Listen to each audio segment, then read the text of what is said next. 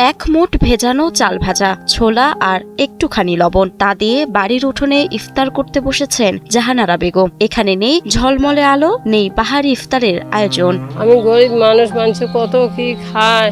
আমরা আজ যোগবার পাই 2টা চাল ভাজি, কোনো মতে পানির ফেলে না পাই অনাহারি থাকি। ইফতারের তালিকায় থাকে মুড়ি, চিড়া, পেঁয়াজু, বেগুনি, বিভিন্ন ফল আর লোভনীয় সব খাবার। ইফতারের প্লেটে সাজানো বাহারি খাবার যেন জাহানারার মতো মানুষের জন্য স্বপ্নের মতন। এসব খাবার খাওয়ার আশা থাকলেও পূরণ হয় না জাহানারার। এতে মনে জমেছে এক রাশ কষ্ট আর ক্ষোভ। এই যে রমজান মাস, মানুষে কত কি খায়, আমার মনটা চায় বলে যে বুট বুন্দিয়া কত কি খায়, বিস্কুট খায়, ইফতারি খুলিয়া রোজা ইফতার করে কত কি খায়। আমার আগাড়িও নাই, পাশাড়িও নাই, ইফতারিও নাই। কুড়িগ্রামের ধরলাপাড়ের সারডোপচর গ্রামের জাহানারা বেগম। চরের কঠিন জীবন তার। স্বামী আর সন্তান কেউই নেই। 5 বছর আগে স্বামী মারা যাবার পর জীবনের সাথে লড়াই করে চলেছেন একাই। সংগ্রামী জীবনে দিনমজুরি দিয়ে চলে তার সংসার। বাড়ি ভাঙা, ঘর ভাঙা নাই, আমার বাপ নাই, মা নাই, সে ভাই নাই, বোন নাই, কোলের স্বামী নাই, স্বামী নাই, বাচ্চা নাই, কোচ্চা।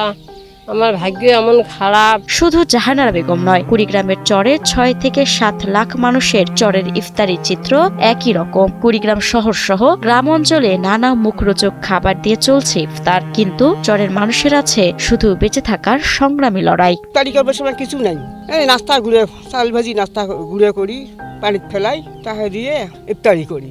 এখন মনে করেন যে যেটা মাইটালি মানুষের যেটা ভালো মন্দ ইফতারি করে, ওই রকম মনে করেন যে ইফতারি আমরা পারিও না বা কেউ দেয়ও না, আমরা চেষ্টা করলেও পারি না। কুড়িগ্রাম সদর উপজেলার হোলখানা ইউনিয়নটি নদী ভাঙন কবলিত এলাকা। পুরোপুরি শ্রম নির্ভর তাদের জীবন। এ অঞ্চলের মানুষের একমাত্র উপার্জনের পথ কৃষি। তা দিয়ে কোনো মতে চলে এখানকার মানুষের সংসার। কখনো খেয়ে কখনো না খেয়ে চলে তাদের দিন। দুর্যোগ চরে লাগা, ওই বৎসরে একবার আবাদ সুবাদ হয়, তাকে দিয়ে কোনো রকম টুকটাক চরের মানুষ চলে। আর ওই হাঁস মুরগি, গরু বাছুর এই পোষাপুষি।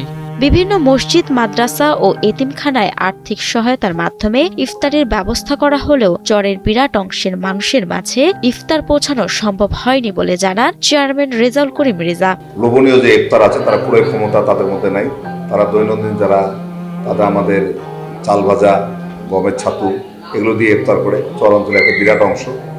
আমরা তাদেরকে যদিও ইফতার করতে ব্যাপকভাবে পৌঁছাতে পারি নাই, তবে বিভিন্ন এতিমখানা, মসজিদ, মাদ্রাসায় আর্থিকভাবে সহায়তা দিয়ে এই মানুষগুলো ইফতারের ব্যবস্থা করা হয়েছে। বাহারি ইফতারের সাধ্য না থাকায় চরের মানুষের এসব সাধারণ খাবারই তাদের জীবন সংগ্রামের এক নীরব সাক্ষ্য।